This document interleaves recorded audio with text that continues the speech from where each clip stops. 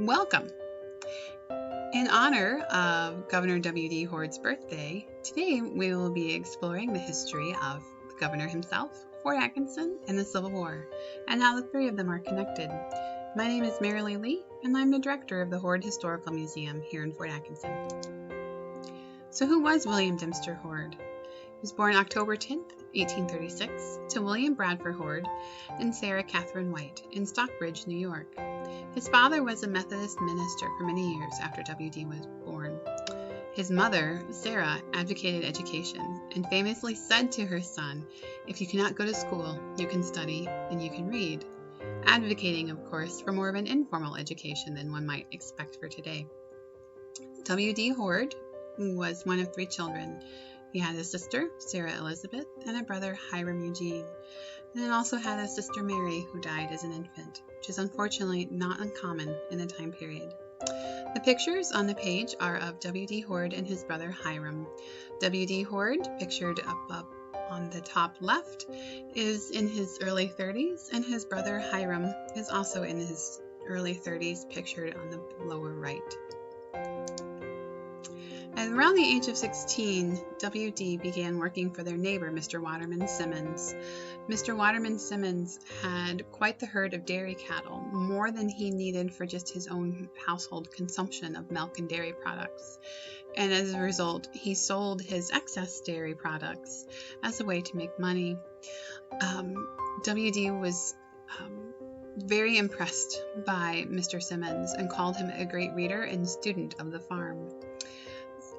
At the time, Mr. Simmons' farm had 50 cows, and Mr. Simmons famously said to W.D. Hoard, "I see you like cows," and that was very true.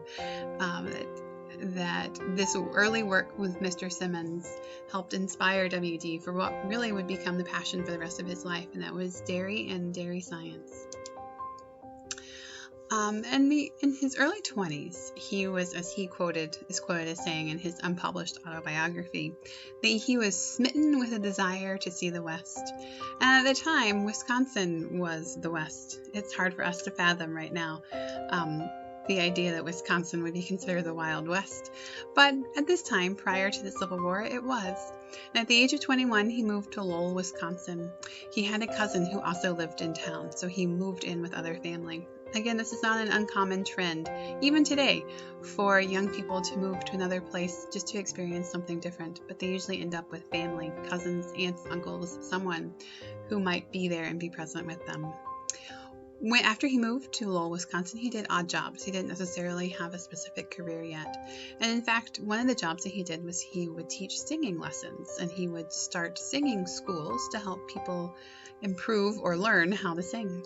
And in 1859, he started one of these singing schools in Lake Mills, Wisconsin, as a way to earn money. While there, he met Agnes Elizabeth Bragg and then married her 3 months later.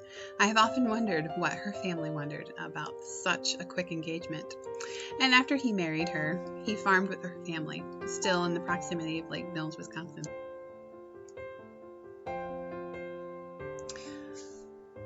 W.D. Hoard was a contemporary of Abraham Lincoln's. He was a younger man than Abraham Lincoln, but he still was alive while Abraham Lincoln was making his impact in the world of politics. And in fact, in 1858, W.D. was able to hear Lincoln-Douglas debates in Freeport. And at the time, the two were, both Douglas and Lincoln were debating the role of government, and as well as the role of government in looking at important issues such as slavery. And Hoard was very impressed with Lincoln's side of the debate, not as impressed with Stephen Douglas's. But he did say later that having seen Lincoln in person, that he had never seen so awkward an assemblage as Abraham Lincoln. It is quite true. Many contemporary descriptions of Lincoln describe him as being rather gangly or awkward looking. But that doesn't say anything about the man's mind and political opinions. He did also, again, hear Abraham Lincoln speak at the 1859 State Fair in Milwaukee. And after that talk, he was quoted as saying that he thought Lincoln gave a very profound prophecy concerning the future developments of agricultural thought. Because, of course, Abraham Lincoln also started as a farmer, so he was familiar with agriculture from the roots up, if you might say, and how things progressed, and he could see how things were changing. And Hoard agreed with Lincoln on his opinions on that. Of course, 1859 is getting very close to the start of the Civil War in 1861. And the Civil War specifically starts in April of 1861 when Fort Sumter is fired upon by the Confederates. And Hoard described this as something that seemed to go through the nation like an electric shock. I think it's hard for us today to fathom exactly what that might have felt like.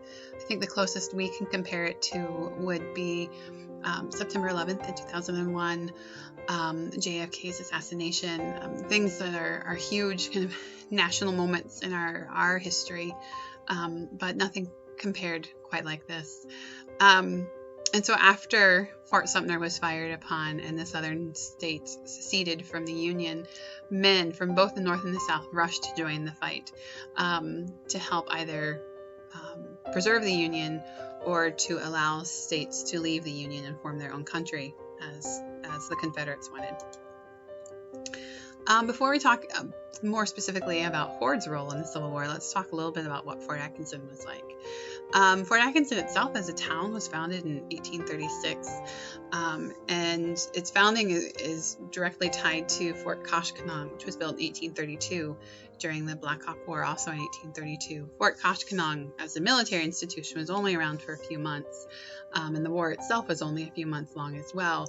But because the fort was constructed here, it really jump-started the community of Fort Atkinson being constructed here. And in fact, that's where our name comes from, Fort for Fort Koshkonong and Atkinson for the name of General Henry Atkinson, who was in charge of the U.S. troops during the Black Hawk War. And the railroad came to town in 1859, so the community has been developing since its 1836 to 1859, but it really is that railroad development that helps spur the community to become what it is today. And in the 1870 census, taken just a few years after the Civil War, there were just over 2,000 people living in Fort Atkinson. As a state, in total, Wisconsin sent 91,000 troops to the Civil War, and Fort Atkinson men specifically served in Company D, the 29th Wisconsin, 49th Wisconsin, and the 1st Wisconsin Cavalry. The image on the screen is from our collection, and it's an image of Fort Atkinson from the 1870s. That's Main Street, and on the far right, you can see the Main Street Bridge. So back to Hoard. Hoard himself also joined the Union effort in May 21st of 1861, so just shortly after Fort Sumter was fired upon. He joined Company E of the 4th Wisconsin. Even though he was originally from upstate New York, he did join a Wisconsin unit since that's where he was living at the time. And Hoard played the fife, which is an early form of flute, for the company. He was in the military band for it. Hoard was extremely musical, and that comes out throughout his life. In 1862, he was sent to Mississippi, and while there, he and his company marched through a swamp, and most of the company contracted dengue fever after marching through. Dengue fever is a mosquito-borne illness. It's still around, and it's also known as breakbone fever because you are in such pain you feel like your bones are breaking. They're not really, but that's how it feels. There is no cure for dengue fever. You just have to lessen the symptoms till it passes, and so the same would have been true for Hoard. Hoard talks in his autobiography that he was one of the few members of his company to survive contracting dengue fever, but survive is a loaded term.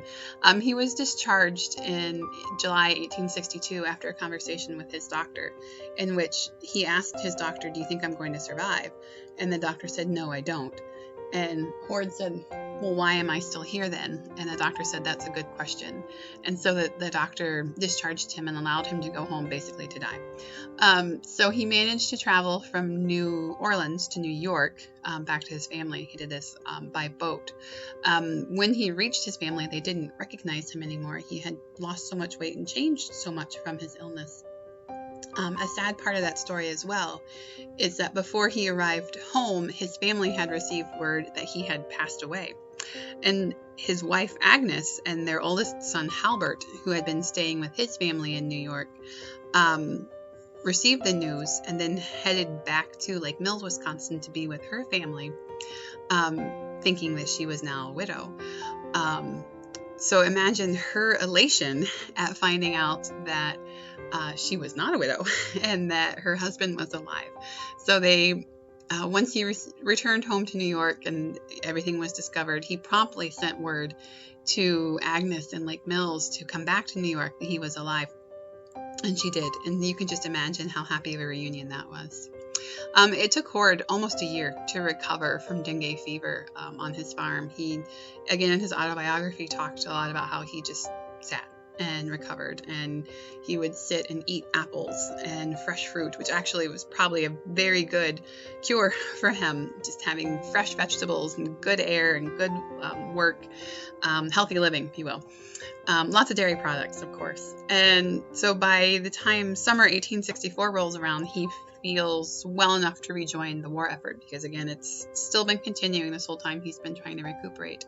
This time he joined a New York unit. He joined Battery A of the 1st New York Light Infantry and promptly formed another company band. Again, as I mentioned, he was very musical. It shows up throughout his life. Luckily, Hoard's military service, again, this time was shortened by the war ending. And after Lee surrenders on April 9th, 1865, and of course this is a famous picture of General Lee surrendering to General Grant at Appomattox Courthouse. Hoard talks about how elated they were that the hostilities were finished, or so they thought things could go back to normal, and they were hoping that the Union could be rejoined and reconstructed in a positive way. And of course, as we know, after that, Abraham Lincoln was assassinated. And Hoard, again, in his autobiography, states that the sky had been darkened and almost our last hope taken away. So again, this time period in our history is very much an emotional roller coaster between Lee surrendering to Grant and then Abraham Lincoln being assassinated so shortly after that. That it again was a very difficult time period to live through. And not only with Hoard's words, but with other people, contemporaries of the time, writing about how they felt and trying to kind of process their emotions, as we would say today. It is this kind of feeling of the bottom dropping out, basically, on everything. So luckily, though, Hoard does come marching home. He was discharged July of 1865, and he first returned to Stockbridge, New York, and collected his wife and now 2 sons, Halbert and Arthur, and then they returned back to Wisconsin. He doesn't say specifically why they returned to Wisconsin, and I've always wondered if it was a combination of more opportunities in Wisconsin as well as Agnes's family being in Wisconsin, maybe a chance to kind of start out on his own. He struggled once back in Wisconsin to, again, find a career path for himself. He first sold hops, which of course are a major ingredient in beer. There was a fad market for hops where the market was artificially inflated. People thought that the hops would sell for more than they had, and so the price of them had gone up. But then the hops market collapsed. You can only use so many hops in beer and only make so much beer at a time. So it's a whole economic situation. But basically, he lost his shirt. So then he had to find a way to support his family and now 3 sons, because by this point his youngest son Frank has come along. So he actually moved to Iowa to sell washing machines. Agnes stayed in Lake Mills with the boys, and he moved to Iowa, and he stayed away for a whole year trying to sell washing machines. He was not overly successful, but he was not a failure in that. And then he returned to Lake Mills, and he really was kind of trying to process, well, what do I want to do with my life? He didn't necessarily want to be a farmer. He didn't have the land. He didn't really want to do that. He wanted to do something else. And he is again quoted in his autobiography as saying that he felt that being a newspaper man was something that he would be good at, even though he had absolutely no experience with running a newspaper, editing a newspaper, even typesetting, which of course at this time all newspapers were done using typeset. So where each letter had its own little stamp and you had to spell out words letter by letter. He had no experience with any of that, but he thought he'd give it a shot. And Agnes, to her credit, agreed that why not? Let's try. So he started the Jefferson County Union newspaper, and its first edition was published on March 7th, 1870. And oddly enough, he was right. Not oddly enough. And luckily, he was right. That's better. He was very successful as a newspaper reporter and as a newspaper editor. Hoard, reading some of the things and looking at the papers that he personally edited, you get a sense of who he is through his words and through his perspective on things. And what has always struck me with Hoard is that because he had had such different experiences with moving from New York to Wisconsin, being a part of the Civil War, marching everywhere, being on death's door and coming back, and it gave him a specific appreciation for things. And he had a quick but dry sense of humor. And so that worked well for him as a newspaper editor at the time. And with having had all that experience selling things, whether it was musical instruments or washing machines or hops, I have a feeling he could sell anything to anybody. And so that was a major part of his newspaper as well, is not only publishing it, but also selling subscriptions to it. And he was able to do that. So after he published the newspaper in Lake Mills for a few years, he did eventually move the Jefferson County Union to Fort Atkinson in April of 1873. And then later he started Hoard's Dairyman in 1885. Through both the paper and specifically through Hoard's Dairyman, he advocated for dairy science, the use of alfalfa as a food crop for dairy herds, and then silage as well. So again, another form of feed for the cows. The two images that are on the screen, the one on the bottom right, that's Hoard as an older man sitting at his desk. It's hard to see in this image, but along the wall behind him, up above, the pictures are of cows. So in nearly every picture we have of Hoard in our collection, there's cows somewhere in it. Whether it's real cows, he's standing next to a cow, or a picture of a cow in the picture of him, there's cows. The picture on the left is actually an image of a print shop called the Wisconsin Chief, which was a temperance newspaper run here in Fort Atkinson by Thurlow and Emma Brown.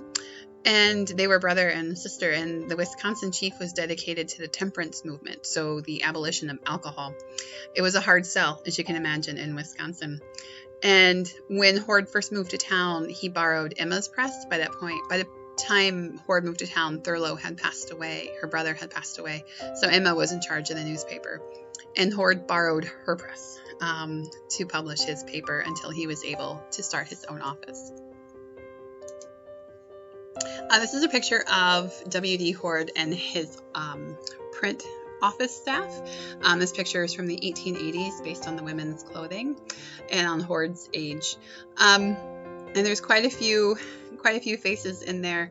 Something I'd like to point out is the number of women in the picture, and that's something that's going to come up in future pictures, and we'll see why there are so many women in this picture when we often think of print shops and newspapers as being a more male-dominated field, but at this time it was a little more equal.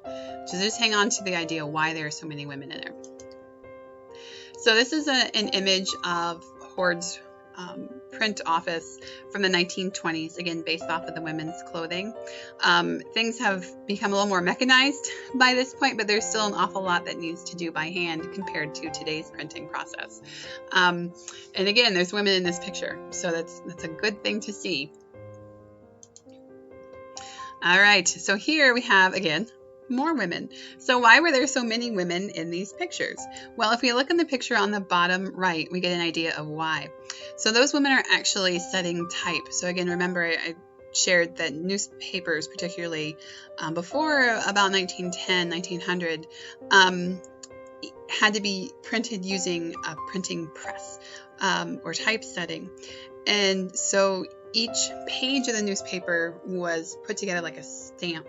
And so they would stamp the paper with the newspaper page, and that's how they would print them. Well, each part of that page had to be put together by hand. So every word, every image, every space had to be set using type. And the belief was at the time that women could do that better than men because they had smaller, more dainty fingers. And so there are quite a few print shops that had women as typesetters, particularly young unmarried women or older women who either their children had grown or they were just, to be quite frank, in need of the income. And there were a lot of women who were employed in that.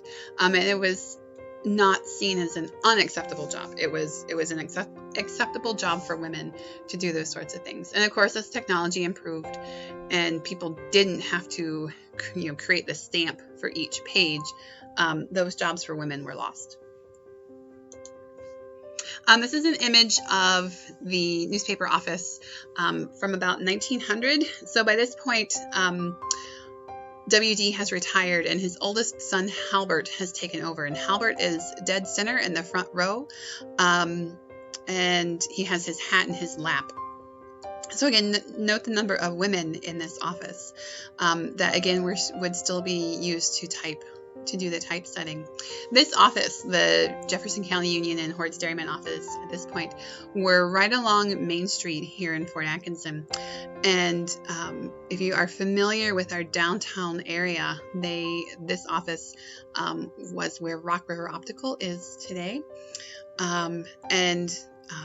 The two other storefronts flanking Rock River Optical were also at one time utilized by the W.D. Hoard's and Sons printing company.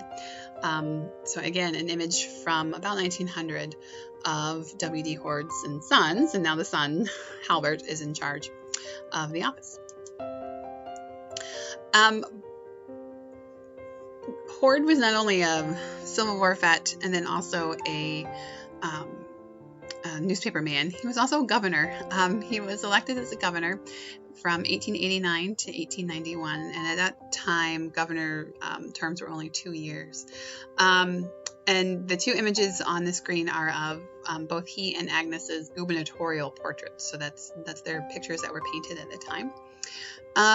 And Hoard ran for re-election in 1891, but he lost. And the reason he lost was his support of a law called the Bennett Law. The Bennett Law required schools, both private and public schools, to teach core subjects, core curriculum, as we would say today, in English. And at the time, there was a heavy contingent of German-run private schools here in Wisconsin, particularly in some of the larger metropolitan areas, namely Milwaukee, that they liked teaching their subjects in German. They wanted to teach it in their native tongue. And so this ran counter to what Hoard wanted. And Hoard can sometimes be seen as being anti-immigrant because of his support of this law. But if you look at his autobiography, so again, words he wrote to explain his support of the Bennett Law, as well as other speeches and things he gave at the time, it becomes apparent that Hoard was not anti-immigrant.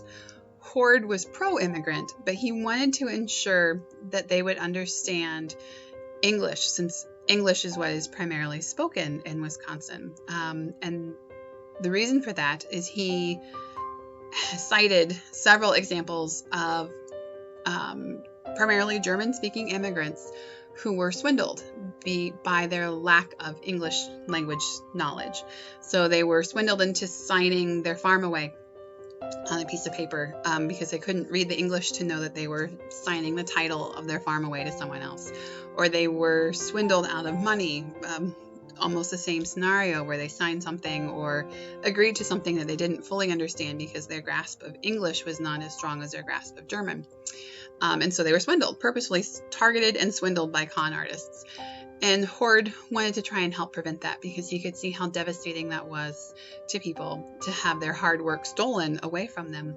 And so he was not opposed to these German schools teaching subjects in German. He just wanted to ensure that basically reading and writing were taught in English so that the students could understand the world that they were a part of now. So unfortunately, though, that he could not get that point across to the German schools that was the reason for his support of this law. And so the German communities throughout the state lobbied against Horde's election and in favor of Horde's opponent. And so Horde lost his re-election. So he was a one-term governor. However, he was not done with politics. After he served as governor, he became active in the oleo-margarine wars. And today we would just call it margarine. Some people still call it oleo, but basically it's fake butter. And Horde, as you can imagine as a dairyman, was vehemently opposed to fake butter. We only eat real things, and margarine is not real. It is comprised, and this is Horde's opinion, Horde saw margarine as something unnatural that we should not eat. Margarine itself is chemically produced. It's usually animal and vegetable fats that have been processed and blended together. Margarine is not yellow like butter. Naturally, margarine has to be dyed a yellow color to make it more appealing to us consumers. Margarine in its natural color is closer to like lard or shortening, where it's kind of an off-white pearly color. And so for Horde, he lobbied against the oleomargarine companies that were trying to sell and market this new product in favor of butter, which is natural, and in his opinion again, and is clearly the better product because nature intended it to exist and did not intend oleomargarine to exist since it has to be produced. Butter, if you just shake cream, butter will be created. So it's not a hard processing that can come about for butter. And so he spent really the bulk of his life advocating for dairy and for the pure food movement, which ironically is something that's still discussed today. You know, how much processing of food is all right, and how much processed food should we not eat. And so I think even given our conversations we have today within the food industry, Horde would still be right in line with sticking with butter is better. He would really like that campaign. So just a kind of a quick toss back to what's going on in Fort Atkinson, because at this point, Horde is still living in Fort Atkinson, and he continues to live in Fort Atkinson for the rest of his life. But there's a lot of changes that happen within Fort Atkinson. Remember, the railroad came to town right before the Civil War. After the Civil War was over, Horde and other businesses came to town and really spurred this tremendous industrial growth that laid the framework for the community we have today. So just kind of going through the pictures that are on the screen, starting in the upper right, and we'll work clockwise. That's a picture of the Jones Dairy Farm, Plant 1. Jones Dairy Farm was and is still a family-run sausage and meat-producing factory here in town, using their family recipe from their matriarch, Sally Jones. It's what we still eat. It's their recipe if you had the chance to eat Jones Dairy Farm sausage. And they are still an extremely active part of not only of our industrial community, but of our community as a whole. The picture on the lower right is a picture of our downtown from the 1970s. In some ways, our downtown has changed. In some ways, it hasn't. The river still flows through it. It's pretty easy to identify major sections of our community within that. The picture on the bottom, on the left-hand side there, is Cornish, Curtis, and Green. They were a mail order company that moved to town. Well, it started here in town right after the Civil War by two Civil War veterans, actually, Cornish and Curtis. And they produced butter churns, and not just, single family use butter churns. They produced industrial sized butter churns where you could churn, hundreds of gallons of cream if you needed to. For serious dairy industries. And they, through their production of items, helped industrialize and improve dairy production for farmers. And then on the picture on the top left is of Northwestern Manufacturing. They produced, again, a mail order company. And they produced chairs, furniture, wagons, sleighs, things like that. So all of these, the three companies I mentioned, Jones Dairy Farm, Cornish, Curtis & Green, and Northwestern, at one time were all here together. And again, helped create the community that we are today. There are, outside of Jones Dairy Farm, which is still here, there are very few remnants of Cornish, Curtis & Green, and Northwestern still in our landscape, but there are a few. If you, again, are familiar with our community, and if you look closely at the Northwestern image, again, the one on the upper left, you'll notice there's a small building kind of on the bottom right-hand side that's next to the railroad tracks. That's the only part of that complex that's still left. That was their shipping office for Northwestern. Today it is a gun shop here in our community. It's also been the site of a bike store and many other businesses, but that's the only remnant left of their factory here in our community. Happens to everyone. W.D. Hoard, William Dempster Hoard, passed away on November 22nd in 1918 at the age of 82.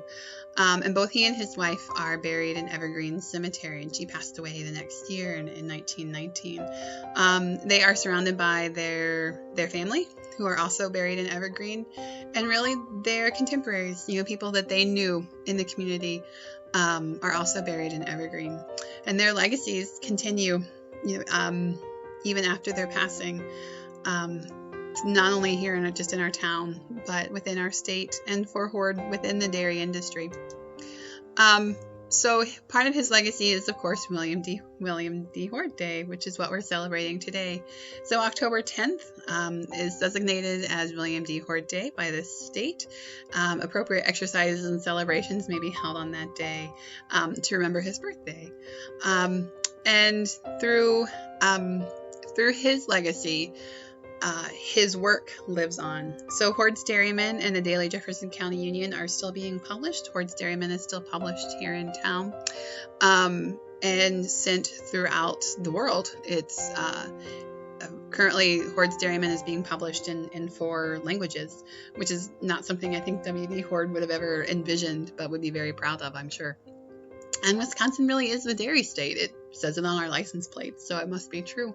But it is through his work in supporting the dairy industry that we have become the dairy state and still are the dairy state. So anytime we eat butter instead of margarine or cheese, or just enjoy a good old dish of ice cream, we can thank W.D. Hoard for his efforts to bring dairy to Wisconsin and to encourage farmers to switch from wheat crops, which is what they have been growing, to dairy herds, and really to help create the state and the industry that we have today. So I hope you've enjoyed this talk on W.D. Hoard. If you are interested in learning more about W.D. Hoard, you are welcome to come to the museum. We're open Tuesday through Saturday, 9:30 to 4:30, and we are free to visit. Feel free to contact us as well if you have any other questions on things. Otherwise, I hope to see you soon. Thank you.